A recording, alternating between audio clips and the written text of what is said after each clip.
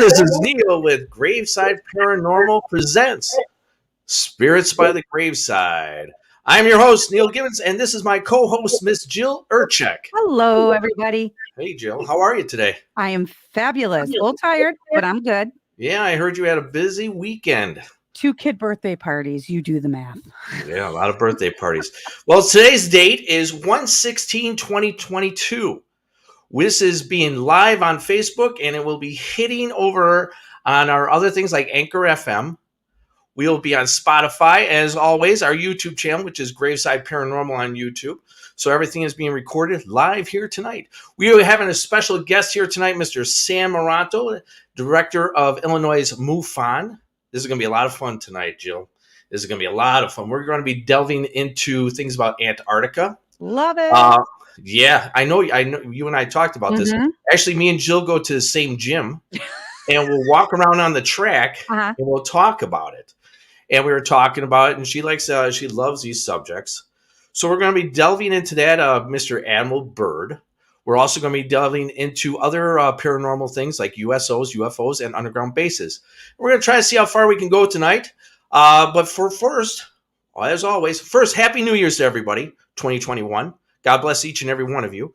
But let's get into the news right off the bat. Steve, roll it!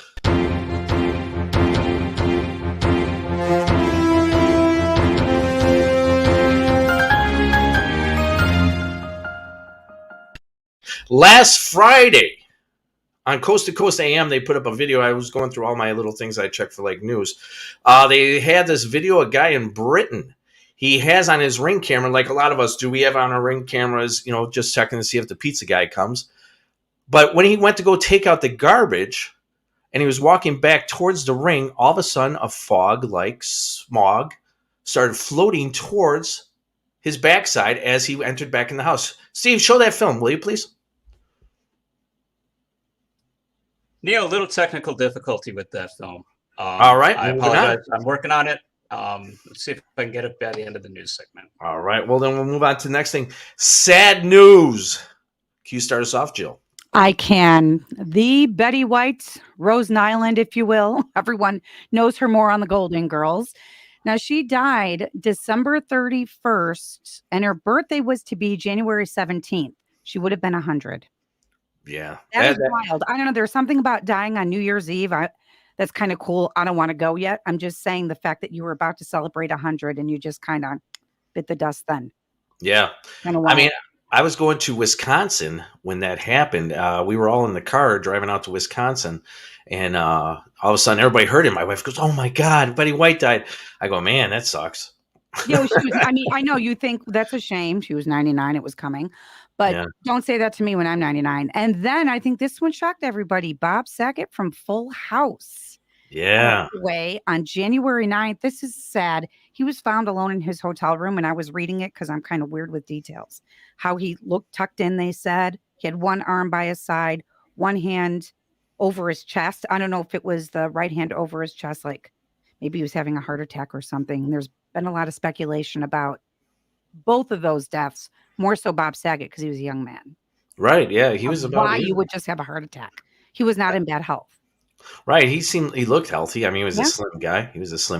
Mm-hmm. All right. Graveside Paranormal is going to make a couple of little bit of announcements. Steve, if you will, announcements.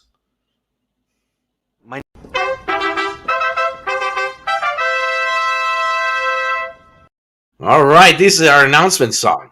Do you like it, Jill? I was waiting for these little green men to go dancing around. I do. I was actually trying to find like a Three Stooges one. Oh, wise guy. Yeah. What it is. All right, Jill, you have the first announcement. The Roth House, please. Ooh, Graveside Paranormal presents Love at the Roth House. Celebrate this Valentine's Day with your loved ones through a night of ghost hunting and discovering the unknown of the Roth home that resides in Watseka, Illinois. You can get tickets at eventbrite.com. You can also get it on the link at gravesideparanormal.com. Yes, we are excited about that one. Yeah.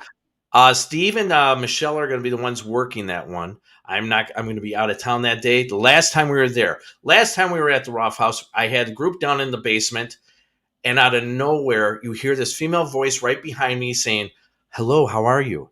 And everybody's like, oh my God, what was that? We got some good evidence there, so I welcome everybody to the Roth House as well. Graveside Paranormal will also be going to a thing called Dark Matters. Those are Winter Tales is a 2-day podcast festival with Side Street Studios Arts and Ghostly Podcasts. Our friends Pat and Rebecca from Ghostly Podcasts that celebrate the deep, dark, and demented. The festival will include live performances, workshops, and other themed activities. Viewer discretion is advised as some topics may be dark or gruesome. You can get the passes are $10.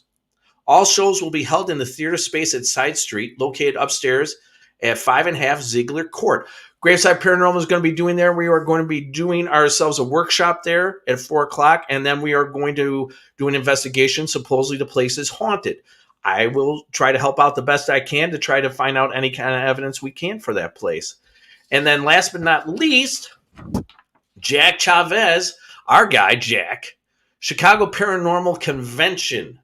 He is going to have over 40 vendors, gemstones, occult items, oddities, weird mysticism, tarot and palm readers, psychics, physics, raffles, music, and food. Sam Maranto is definitely going to be there. Tony Slabowski is going to be there. They're going to be there speaking, doing some speaking engagements. Go. Yeah, that sounds like a really good time. So I recommend. Jack's a very, very good guy. I want to come out there. We're going to be out there. We're definitely going to be out there. Me and Steve, and I believe Kylie are going to be out there. We'll be representing Graveside Paranormal. So we'll be out there, having a good time. We'll have a table available. So we're going to have some time. So that brings us to our special guest, Mr. Sam Maranto. Sam Maranto has been. Hey, Sam, how are you? Good. Hi, Let me Sam. give you a little bio real quick here. Sam Maranto has been the state director of Illinois MUFON, Mutual UFO Network, and a certified field investigator for over 20 years. Sam has been involved in 2 major mass sightings investigations, Tinley Park Lights, which we're not too far from, and Rockford as well as numerous other investigations throughout a period of over 10 years. His research into the UFO phenomenon started in 1964. He is also a UFO witness and had his first sightings in 1959. The latest sighting was in May 2003 in Orland Park. Sam has been on many television shows and radio and podcasts. Sam, thank you very much for showing up tonight. I do appreciate you coming in here. I know you had a long weekend. You had a bunch of podcasts and web things that you had to do. So I do appreciate the time that you have to share with us today. Well, I'm looking forward to talking to you, and I'm meeting Jill and Steve. And it's all a good thing. Good. I do have one question for you, and I was thinking about this, and I waited to the show for it. Star Trek or Star Wars? Star Trek or Star Wars? Somebody asked me that before. Star Trek or Star Wars? Probably Star Wars. My brother's into Star Trek. I think he's seen every episode at least 20 times. Yeah. And how about you? What is it? Star Trek. I just actually watched the seasons all over again because I'm such a dork. I watched all of them all. Now I'm watching Next Generation again, and I don't know why I do. I guess I just like watching old TV and stuff like that. So I really do like that. But that was the main question I really wanted to ask you today, Star Wars or Star Trek? Strangest thing is I'm not really into sci-fi that much. It's really? And most people would say that's, you've got to be kidding. I go, not really. I was always into the sciences, documentary work, National Geographic, all the things, the dorky stuff that the nerds would watch. Right. Was what I loved. Give me a story on walruses or physics. Okay, something on physics. And right. I'm going to wear my kilts at Chet's, by the way, when we go there. And oh, you are. Of course, and then I'll talk about physics a little bit. Oh, that makes it sexy for me now. Bringing sexy back. Yeah, man. We should all do it then. Yeah, it would be cool, wouldn't it? That would be nice. That would be interesting. So that brings us into the story that we're going to be talking about tonight. We're going to be starting off with a thing called Operation High Jump that most of our audience probably is very well aware of. This is such a fascinating story. It starts off in the Antarctica before a man by the name of Admiral Richard Byrd, before him.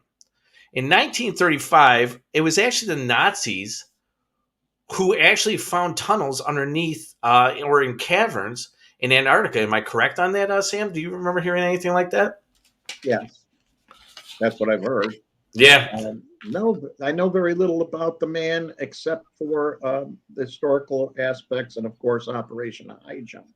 And you're going to get into some of the weird stuff. I do understand, and I've read that.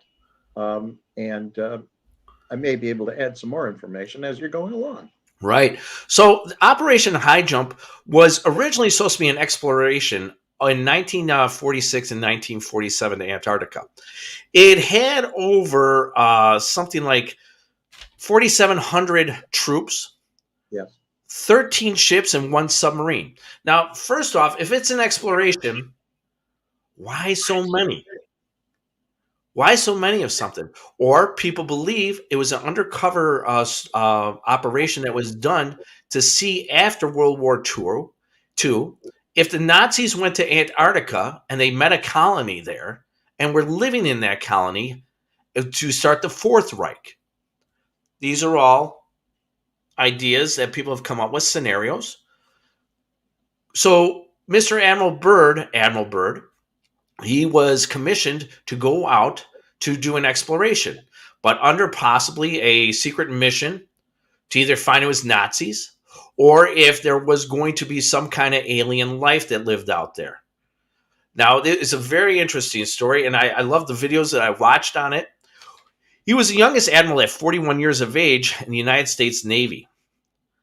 March 3rd, 1947, Admiral Byrd and his squadron fought what he detailed in a report of ships, USOs. When I say USOs, it's because they came from under the water, underground submerged objects, not UFOs, flying, even though they were flying when they came out of the water, yes.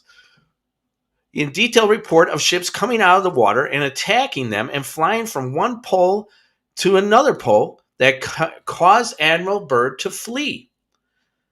Now, supposedly there was casualties that happened here, but before this event happened, he met the leader of this colony that they called the Master. And the Master, they said that he was the Aryan race, which some people believe are the tall whites.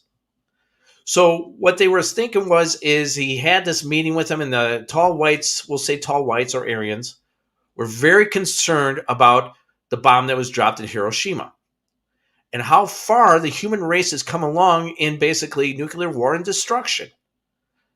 So what's odd about it is that also in 1947, because he said that they were sending out people to see what was going on in America or around the world after Hiroshima happened, in July 1947, what's odd about it is Roswell, New Mexico incident happened.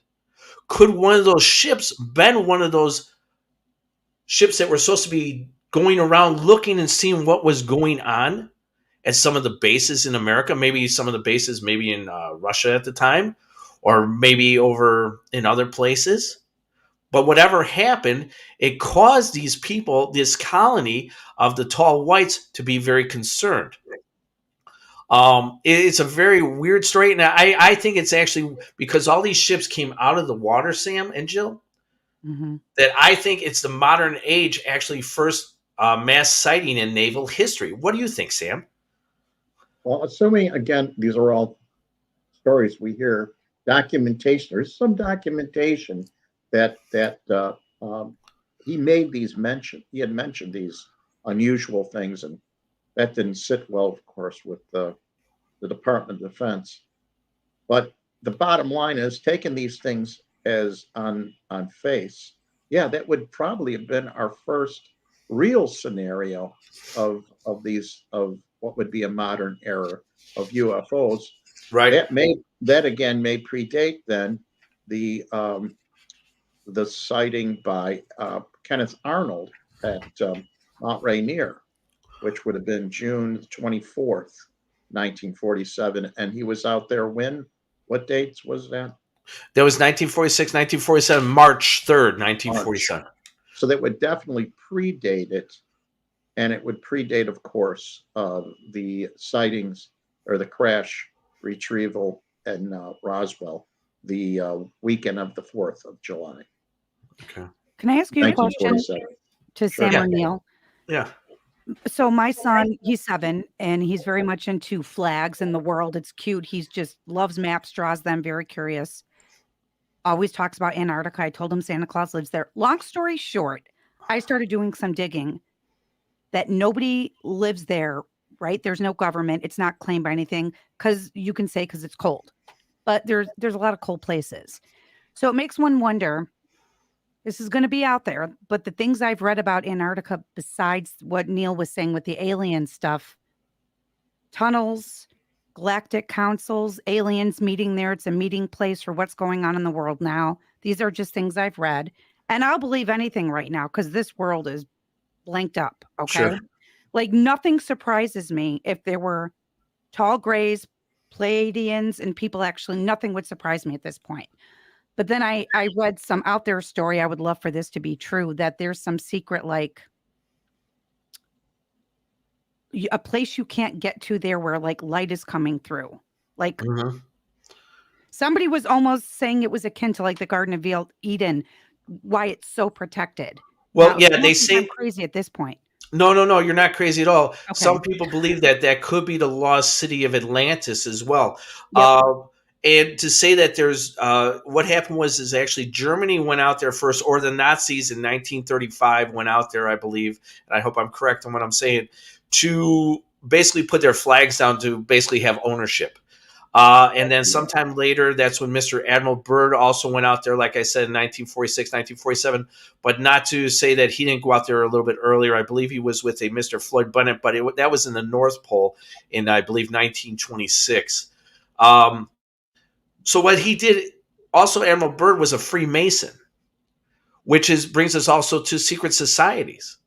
And I know I'm not trying to go all left or right on this, but supposedly he also flew a flag because you were talking about ownership. He also put down a flag of Freemasons down there that said that was the first lodge of 777 for Freemasons, which is very odd. Okay. So it was a scramble to see if who would have ownership of the place by the Nazis going in 1935. And then, of course, in 1946, 1947 with the exploration with Mr. Admiral Richard Byrd, who went out there and did the exploration, and they were also going to take some kind of ownership, let's say. I know I'm using the incorrect word of ownership, but to basically lay our United States flag on it. Sam, have you ever heard anything about that? Yes, and I think it was Swaziland was the Nazi post out there. Yes. And so they were already doing some sort of explorative research down there and expositions, looking around, making themselves comfortable, and they were also doing some type of advanced research. This is what's interesting, and it's a very large continent. Below the ice, you have a continent, a massive continent. It's crazy. Yes. Yeah. Like they said. Go ahead. So when you look, we discovered lakes there. They've discovered lakes. I haven't discovered a damn thing, but I'm lucky if I discover my shoes in the morning. But they discovered, they discovered this freshwater lake down there with unusual life forms. I find it interesting with so many different people having issues when they came down there, and recently a lot of emergency evacuations of people. It's who knows what's going on down there, but they have tours and you could go so far and see it, but you can't really go too far. Yeah, because when Admiral Byrd originally went out there, before he had the meeting with this the leader, the master, he was flying a single engine plane with his basically the pilot, the radio man. And they were flying through, and what he said in his diary was that it was all green. The waters were warm. I remember reading something that they actually, I don't know if it was them or the Germans, who found that the water in certain places were 63 degrees. Whoa. That was very fresh and lush, full of green. Balmy. Yeah, Greenland. Yeah. And he said it was just beautiful. And then when he had this meeting with this guy, like I said before, the master, and I find it really odd that they use a generalized word as master. I mean, why couldn't we come up with something? That's the only red flag I actually have about this, is when you come up with a generalized name, master. I started wondering, is this a story? I mean, why didn't you at least come up with something, like a guy's name? But moving on. So all of a sudden, he met this guy, and he said he was very concerned about the people above ground. Now, that's weird. He says above ground. So they're living underground. Told you, tunnels. Yeah.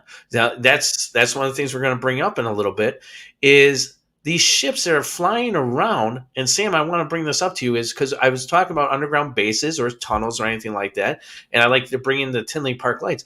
Do you believe that maybe there's a subterranean system and maybe the main base, and it's all opinion, could it be in Antarctica and reach as far as Illinois in certain areas where you get things that happen like the Tinley Park lights? I mean, the Tinley Park lights the next following day, what was it, all the way in Australia? Am I correct on that? Yes, they was the 23rd in Australia, but we have a 16-hour difference. I believe it's 16. Yeah, it's 16 hours difference. So yeah, the underground caverns, underground tunnels. This is very much a part of the history of many Eastern European. There are and others tunnels all over the place in the Southwest. In fact, when you look into the history of the flood here, and the story of the flood is universal. And here in the Southwest, what happened was we had the little ant people come up, and they took the humans down, the indigenous people, underground. And that's where they stayed until the water receded. And then they kicked them out. They kicked them out of the neighborhood. And they told them to get back up there, What? Yeah, that's part of the legend of the Southwest of the indigenous people. Wow. So in other words, tunnels and underground facilities and bases and cities, they exist. There are books you can buy. Robert Souter, I believe, is one author who wrote a book on underground bases. And this is all very well documented and public information that you can get. Now, the funny thing is, while they were digging into some of these tunnels, if you were to follow the myths of, say, the Dulce base, that they were digging into tunnels, they were putting tunnels in, that they actually hit other tunnels that were there established for thousands of years. And according to the mythology of Dulce, the Dulce base is that they had a encounter with the Greys or some sort of species, which ended up being pretty nasty. And then eventually there was an agreement made, but people had gotten hurt. If this is true, if it's all myth, who knows? But at this point, it's still interesting. But as far as underground bases and underground tunnels, as long as there's earth, you can tunnel through it, and there's enough hard layers of sediment and rock that you can tunnel through. And that's throughout the world. Some of the deepest tunnels and caves you'll find, like in Vietnam, some of the most remarkable cave systems that have yet to be explored. I remember. Go ahead, Joe. Neil. I'm sorry. How far can you dig in the earth? Well, you know what? I'm glad, because I was about to say that.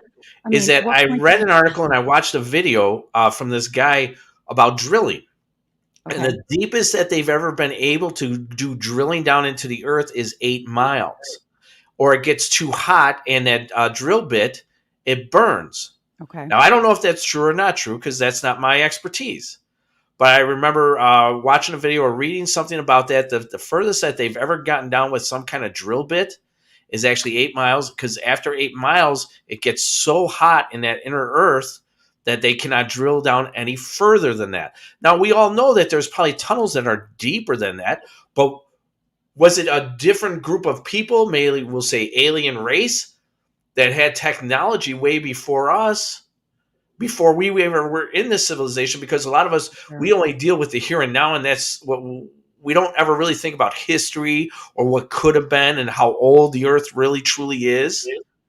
So could there have been alien races that had technological, and why are we saying alien races? What happens if they were the first ones here And they were actually, this is the way that world was. And they had a lot of good technology. That was the other thing that the master also said. He said, and learn from the lessons of yesterday, or you'll repeat the lessons of yesterday if you don't learn today. And he talked about how this actually happened before, when us as humans, several thousands of years ago or millions of years ago, he said, had the same thing. We became technologically advanced, and we ruined the earth. Could that have been what's that? The city underneath the earth, under the water, and was it Atlantis? Yeah, I'm sorry, Atlantis. I even said at the beginning, Atlantis. Could that have been Atlantis? Because that's one of the legends behind it. Is that Atlantis was technologically very well ahead of everybody, but they were human beings. So, maybe he was tapping into talking about Atlantis when he was talking to Admiral Byrd about that. I don't know. Well, the whole thing of when you're talking about prehistory, and the Earth has been destroyed at least 7 times in such a catastrophic manner that at one point humankind was down to as little as 15,000 or 5,000 people. They call that the bottleneck. So, I mean, we had so many massive disasters that to think that we were the only species that made it to a higher level of intelligence here on this earth is really not what history is showing us in archaeology today that we're seeing. The forbidden archaeology is revealing that no, we had prior civilizations here, and we have the craniums and skeletal structures of beings that don't really look human, and their DNA is playing out to be a little more complicated and different than what we have as far as Homo sapiens sapiens, Can I? Go ahead. All right. Do you have to go on? You're good, Neil? Okay. No, I'm good. So my sweet son, whose curiosity is through the roof, got into cave people because we watched these dinosaurs and space. He loves all that stuff. Why do they look funny? I'm like, well, they just do. That's the way they were, blah, blah, blah. Then I'm teaching him, because he's in Sunday school, about Adam and Eve. He said, were they cave people? And then I started thinking about the chronological order of people, because I do believe in creation. Okay, I did not come from an ape. I don't know about you guys, but I refuse to believe I came from an ape. Anyway, because then my question would be, why are there still apes? But that's a separate question. Were Adam and Eve, let's pretend I don't know if there were 2 people, but at some point, 2 people started to make more. Were they cave people, or were they the humans as of today? And I know that I'm asking you like you know the answer. What is your opinion on it? But Neil, Adam and Eve are 2 words, just mean man and female, and the area that the book, which comes from it goes back a lot further than what is ascribed in Christianity. I got a little background there too. Okay, it goes back further than that, and basically Sumerian, and we borrowed the New Testament for the Bible from the Jewish right, religion, of course. As you know, we're Judeo-Christian is what it comes down to. So, I mean, the notion that there were 2 people that started all of this is not correct. There was, in fact, in the Bible, noting that there were other beings here. There were other people. In fact, that's what their children married into. They didn't marry each other. How did that work otherwise? Because it always got me when I was in school. Right. Well, wait a minute here. You have 2 people and they have babies, and it's wrong to do this. And like, wait a minute, that can't work. Somewhere along the way, maybe you would get apes at some point. Or a baby with 3 heads. Let me go check the tree. I'll be right back. Yeah. Right? They could get a little bit goofy. So, I mean, so I would get kicked out of religion class quite a bit. But no, just think about it. It's far more complex than that. Right. But I was just wondering how far back we go to. We know cave people did exist by their bones and what they find, and they look different. Well, how we evolved into. Let's go, for instance, what are we? Homo sapiens sapiens. Okay. Prior to this, you have the You have Neanderthals, and the funny thing is, Neanderthals and Homo sapiens, here we are all coming up along the same at the same time. One died off, and the other one did. Well, one may have been murdered off. It's a possibility. The other thing is the environment may not have been conducive for them, or there have been enough intermarriage that their striking characteristics were no longer able to be seen. So these things happen where you have two close, say, races or civilizations with unique characteristics, and over time they enter for whatever reason, they interbreed, and all of a sudden you have something strikingly different than both of them. But the dominant characteristics will be the prevalent ones you'll see in the current breeding stock. It's like breeding animals, same thing, right? No different. And I mean, I'm a composition of I don't know how many different things, and we all are. And if this is the fun part, just think about, just if you go back, let's say 2,000 years or so, you already have a breeding of, not even let's go to 700 and some years BC, something like that. You still have, you would be at millions of breeding parents that made you here. I mean, it's hard to even comprehend. Right. It if is. you do the math. It's just wow. It's and so we are a composition of many. In other words, we are the composition of many years of breeding stock and interaction with other beings, other species and humans here, and possibly something even beyond that. There are things in our DNA that are just very unique, and some of these new findings, they have found the Paracas skulls. Their DNA is definitely different than ours, right? And that goes back to like Noah and how many years he lived. What was going on in his DNA that caused a man to live so long like that? Of course, that's true. Yeah, why did they live longer than us? Well, I don't know. Things were better back then. Who knows? Things were better. Food was from the earth. No McDonald's. Yeah. No McDonald's. Yeah, but second time I heard McDonald's in a derogatory sense today. Yeah, I don't know why I tied to longevity is funny you mentioned. Yeah.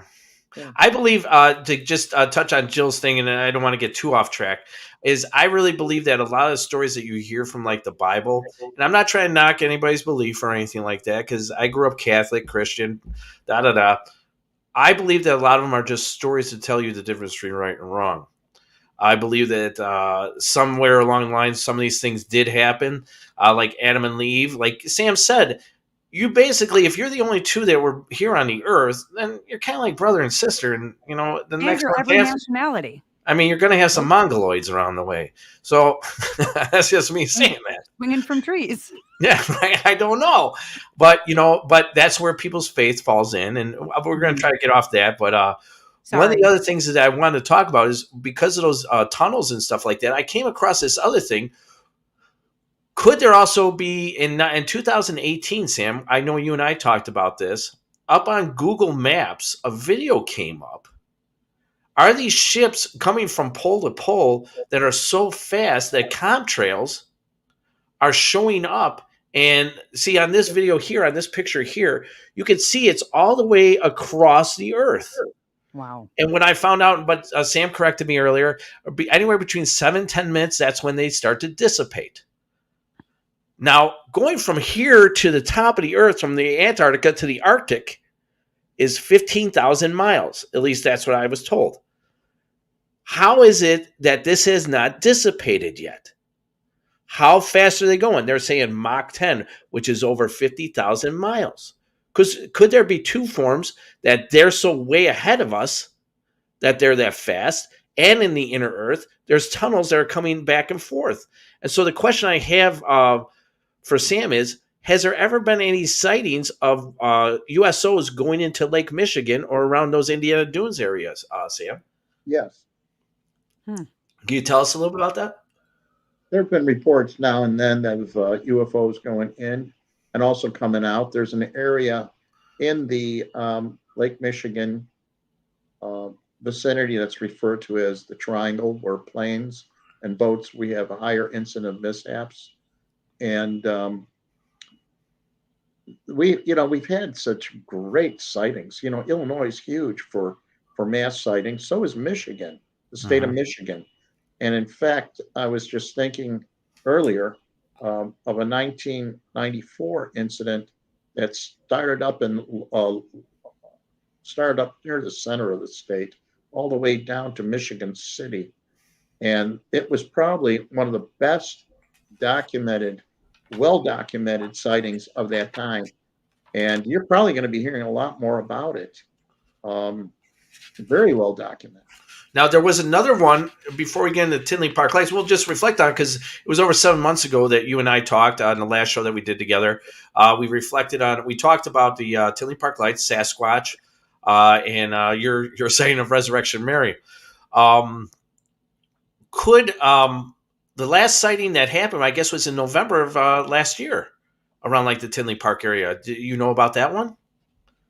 Well, I probably had that report. There was one report with the video, and that video is of planes coming in from the east. And we have Flight Tracker 24. We checked all the radar, and we could tell what planes are in the video, if there's planes. And we do this for all the reports that have anything of possible air traffic. So that one in particular may be the one. There was another incident where the lights were actually seen, and the person was on Harlem Avenue.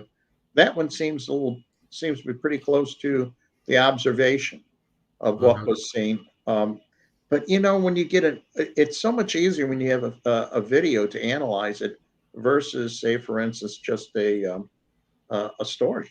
Now, was he that witness? Did he say it was like those triangular lights that was done with the Tinley Park incident? The one in Harlem, yes, they were going to some store. In fact, he was a truck driver, and it was on Harlem, and he seen the illuminations, the three lights in that area briefly. And but I recall the case. Yes, I remember that. And there was another one afterwards with video, but the one with the video, it was distinct. It was surely nothing more than airplanes. Yeah. Steve, pull up that video of the Tinley Park lights so we can go over it a little bit with Sam real quick. No, not those lights. Well, it's so pretty. Well, that's cool. There you go. So this is what we show. We actually show this, Sam, on our bus tour. And that's actually TJ Japkin's photos. Okay. That's his video. TJ Japkin. Yeah. And that was from the August 21st, 2004. And that was not the one that happened on Halloween. No. Okay. The one on Halloween is the one. I'll have to get you a copy of that so you can see it. Is with the plane going in front of it, and he thought it went through the two of the lights. It wasn't. He was about I don't know how many miles, maybe even 3 or 4 miles, maybe even more. But he was looking at the lights up here. Okay, he was looking at the lights, and he's over here, and the plane was coming between it. So from his vantage point, it looked like it was going through it. Well, we had video taken simultaneously at a 90-degree angle, observers seeing it directly underneath. So we knew exactly how we put it all together. It was in front of it. Okay. And in fact, Bill Burns spoke to that pilot, and he was shocked at what he saw. It was very odd. And then there was a Gulfstream 500 that was coming in with 13 executives on board. And the gentleman, the pilot, was a retired Air Force pilot, and he was used to fly C-130s. And they all seen it. They seen a UFO. Now, if you ever come across anybody in the Illinois area that has said that they've possibly seen any UFOs or USOs coming either out of the water or through like a hill or anything like that, or through the forest, because we have a lot of forestry around here. Transmedium, where it's going through some sort of something other than air. Yeah. Transmedium, this is one of the 5, actually, I think there's more, 6 or 7 observables before something could be even taken into consideration. I like to have 3 of them being observed. The freaky stuff. If it's the motion or the way it moves. Transmedium is probably one of the more truly unusual.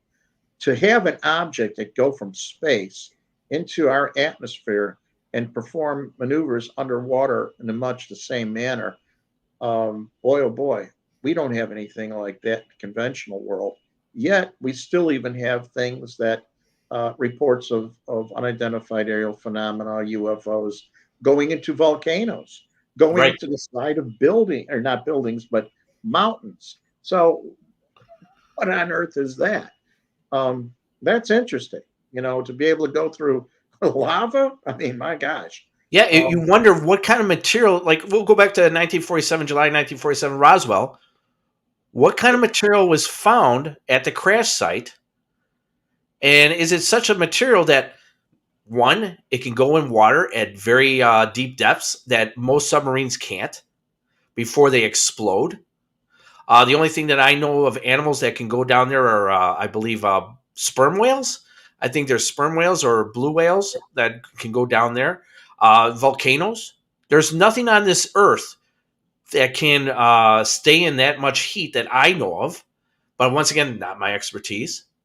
So could it be some kind of special material that are with these UFOs or USOs that are able to maneuver in and out of what we see each and every day? Like, most of us never really look up in the sky anymore, Sam or Jill. Oh, actually, I do now. I never used to. Yeah. And a lot of us just look at our phones. Mm-hmm. So are we really paying attention? And maybe it's supposed to be meant that way. So you're not paying attention to something going into a forest or going down into, because the Lake Michigan is a very large lake. So could these things be going on without any of us even knowing about it? It's just little thoughts that I have about things. Go ahead. Go ahead, Jill. Go ahead, Jill. No, I was just going to say, I'm just of the mindset, we are such a big universe. I do believe in God first and foremost. So I believe we are not.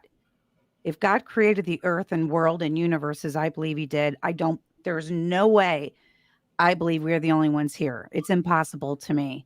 And anything that is out there or was out there was created through him for a purpose. We don't know the purpose. Our purpose, I believe, on this life is to maybe not figure it out, but I think it's to live it. It's fascinating to question it, to wonder. Somehow we're all in it together. And it's a yin and yang life to me. And I know, put it this way, I have more faith in what I don't see than what I do see in this 3D world we're in. Does that make sense? No, that makes sense, especially that end that you just said. It makes a lot of sense to me. We're going to get into a little bit on USS Nimitz in 1 second. But first, we have a special message from a public service announcement. Please stand by. My name is Chris Smitherson, and I'm unvaccinated. Ever since Omicron hit, I just felt so alone. I feel so left out since all my vaccinated friends have COVID. Every time I see my vaccinated friends all hanging out inside, wearing masks because they all have COVID, I really start to regret my decision not to get the jab. Sometimes I fake a sneeze just to feel included, but they can tell I'm healthy.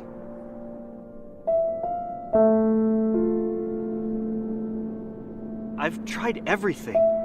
I licked doorknobs, I double-dipped guacamole, I even ate a Golden Corral.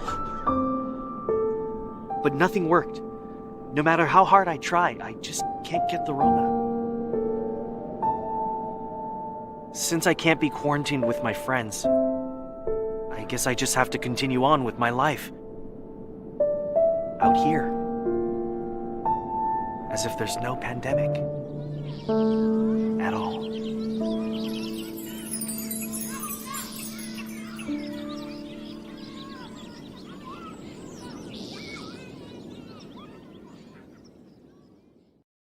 Now I know why you said I would love the special announcement. Did you like that one? It was fantastic. What do you think, Sam? Did you Pretty wild. Who did that? Steve, he does a lot of research on a lot of different things out there to find. Like the Babylon Bee. I've seen it. That's the Babylon Bee. Bee, That's the Bee. Babylon Bee, right? That's good stuff. Babylon Bee. Yeah. Yeah.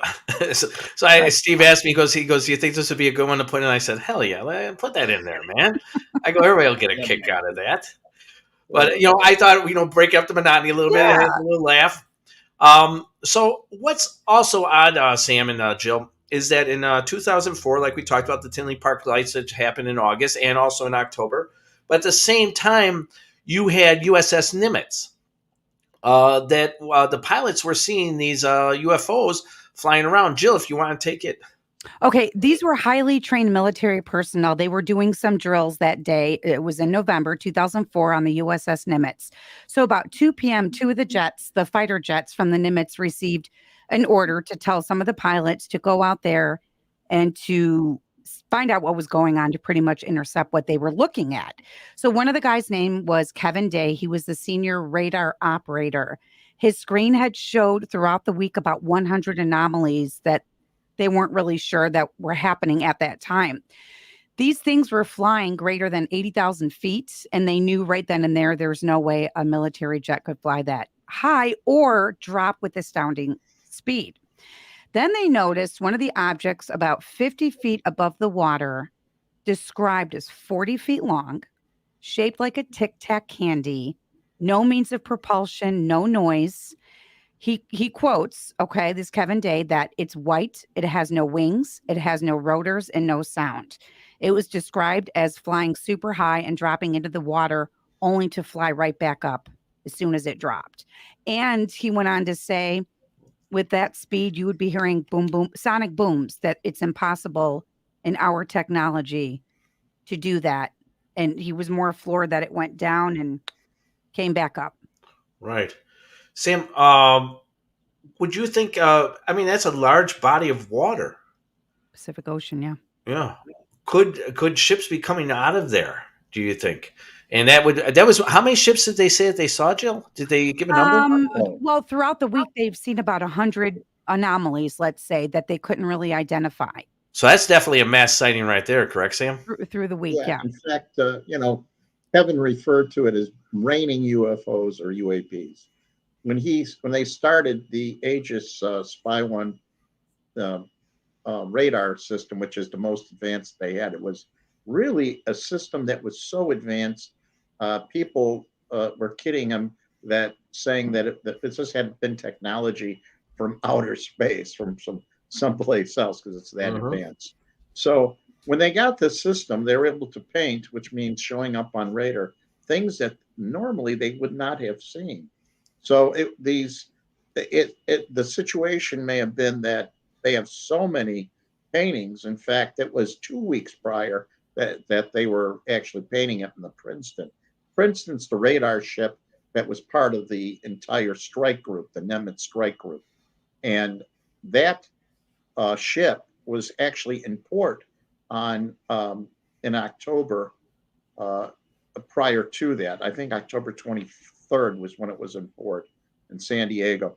And then it came out, and then they all got together. Of course, that's what they do. And then they have their strike group exercises. Well, this radar started picking this stuff up, like you said, a week ahead. He said it was picking up 2 weeks ahead, as far as many as just 2 weeks. Now that would have been when Fravor was up there in the F-18, when they went up to inspect this thing that was in the water, and they were picking up. Actually, at that point, it wasn't in the water. They just wanted to see why they were getting painting on the radar these objects at approximately, I forgot how many miles out, 60 miles out or less than that. But they were painting and moving as slow as 100 miles an hour, which is very slow. That couldn't be regular aircraft. They would have fallen. It's too slow. And they didn't, it wasn't commercial air traffic. So they wanted to get out there and take a peek at it. And, but here they had all these things being painted as early as it seems to be the beginning of November, or quite possibly even on the 31st or 30th of October. And the significance there, Jill, is that we had sightings here, right here in the area, mass sightings during that period of time. Wow. So there is a correlation as far as time sequence, that mass sightings here may have correlated with these other events further out in the Pacific going on. And these things were being seen not just on board the ship and in the air. And the date, this is what I forgot. It was November the 14th is when Fravor was out there with the F-18. Okay. And, that's when they examined it and they encountered it. So was there some sort of correlation? I can't help but feel that you have an event taking place here, an event taking place there. Yes, there is something going on. The other unique thing that you may need to remember, during this time period, there was also a series of earthquakes that were very alarming in the area of California. So Fairfield, I believe, was the largest one. And so there was a concern about seismic activity. Well, that concern actually echoed all the way into December, because here, December 25th, we have that large earthquake and tsunami, of course, in Sumatra, killing hundreds of thousands of people. And I'm sure you remember that one. Yes. So here we had some unusual events taking place, and there may have been some echoing of this throughout the Earth. So if we have some sort of issues with these objects being under the water or possibly in the ground, there would be a concern, wouldn't they, if we have all these unusual things taking place? Plus, prior to that, we had 13 major hurricanes in the Caribbean, which was the most amount of hurricanes during that season. And that all started right before the August 21st sighting in Tinley Park. And that one was actually around the whole world. It wasn't just Tinley Park. And it reached all the way to Australia. Yes, on the 23rd of August. So, I mean, you have a correlation here, and a lot of people don't want to look at all the correlations. That's why I'm happy you're looking at correlations. You have correlations here of seismic events, meteorological events that we don't usually look at. And the year prior to that, there were solar activities, and you mentioned the North Pole and South Pole. There was a extension of the 11-year cycle of sunspots, and we had all this solar activity. So when you have these solar flares and all this stuff, the energy that comes towards the Earth actually comes into the poles. It comes in through the poles. Yes. That actually energizes and dilutes as far as what particularly it does. It does something inside the Earth. Well, here, within that year, where did all that energy go? It went to the Earth. And how was it distributed? Seismic activities, meteorological events, and maybe even something else that may be affecting the grid of our Earth that we don't really understand or can see or can instrumentally pick up as of yet. In other words, something more dimensionally and unusual. That causing anomalies. Yes, it started to initiate this effect of anomalies. And of course, the UFOs or the UAPs, whatever the heck you want to call them, they're in the middle of this, or maybe they were aware of it. Maybe they were trying to tell us something. Who knows? Now, let me ask you a question. Go ahead, Jill. Go ahead. Ask your question. I'm sorry, Neil. Do you believe in weather manipulation? Do you think that could have something to do with it? Number one. And that year, what year was it? 2004. Four. Was that a significant year that I'm blanking out on for something? Yes, very significant meteorologically, seismically, Okay, but I think there's more. phenomenally. Then I think there's more to it than that. Like you were saying, the correlation, something was stirred up for whatever reason. We don't know the reasons for these things, I believe, to make all of that happen. But I don't know, could it be done through manipulation through humans, is what I was asking. Human involvement with only to some degrees. To some Yeah. degree. Now imagine the amount of energy through solar flares and all these coronal mass ejections. If you follow heliospheric science or you look into this stuff, you realize the volume of energy that the Earth absorbed during that period of time was quite a bit more than they would normally get. So if you're going to get all this energy, what's going to happen? Well, let's look at a normal scenario. Let's say, for instance, you have a big solar flare and it's coming towards the Earth. Some of the things that you'll notice is, of course, you're going to have electronic interference. You're going to have all sorts of unusual pixelization on your television. You may even lose the internet for a while. Your telephones may not work. If it's really bad, you're going to have even worse things. You're going to have brownouts. It affects the electromagnetic grids, okay, the grids. But more importantly, what it does also affect is your weather. Within 72 hours, you're going to see weather patterns change, depending where it hits. You're going to see intense effects on the Earth. We live in a universe where something way on the other side can take place, and it'll affect us here, but it may not affect us for some period of time.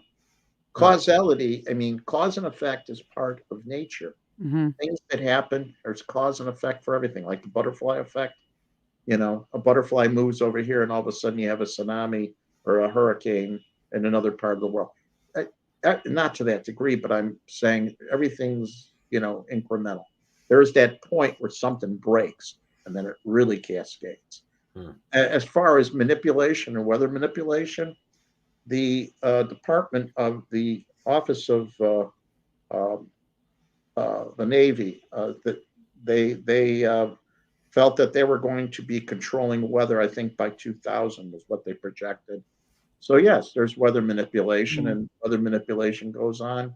And besides that, there's all sorts of unusual scientific things going on. Okay. Now, Sam, I'm going to ask you just one more question. I know you've had a long weekend, and I appreciate the time that you're giving us today. And it goes back to like limits.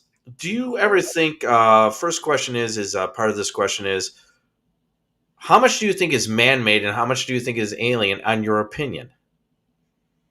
Oh, as far as what we see today? Yeah. Well, first of all, about 90% of what we get is misinterpretation, misidentification, and just other phenomena. Okay. Then there's, of course, not enough data to even make a determination. Plus, we're getting more hoaxes. Why? I don't know. But whatever is left is enough of a residual of solid information to follow up on. Of that, what of that is our reverse technology, advanced technology? I would say a good portion of it is. I'd say we were able to, this is my opinion, but it's based on lots of research and a lot of people who I speak to that are in the know, that this technology is something or similar to it in our hands and been in our hands for a long time. Yeah. If all of a sudden, like my point is that, take for instance Nimitz. Let's say that the ships that these pilots were seeing were actually man-made, and the person who's in charge of making these ships and these UFOs, these ships that are man-made to make it look like something of an alien race. What would be the perfect thing but to run an exercise in your own country, because you know that they would have to stand down, to find out the effects of how you can maneuver, knowing that you're using regular military personnel and they're unknowingly that it's actually them that they're going against, their own people. but it's a military exercise that's done with an alien technology unknown to, let's say, USS Nimitz, because at the same time they know there's not going to be any danger because they are on a standing order to stand down. What do you think about that? Well, they didn't have they weren't armed when this happened. Yet these things take place all the time. So we have the presence of something that is definitely alien by definition. Mm-hmm. An alien is something we're just not used to.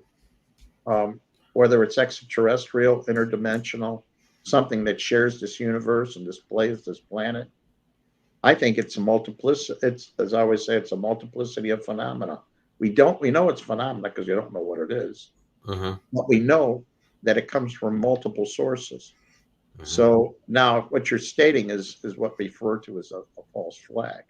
Are we creating, is there an element that this was all done to be a false flag, to implement something? And there's that feeling, that just to get more money from Congress for various defense purposes, you really don't have to struggle to get money for the defense. They get the money anyways. There's right. Black budgets like you wouldn't believe. Oh, I'm sure. Yeah, so I don't think a false flag scenario, I don't know if that's it. I would say it's more so a possibility if that's our technology. And I can't really say that some of that is not. Some of the smaller stuff may not be.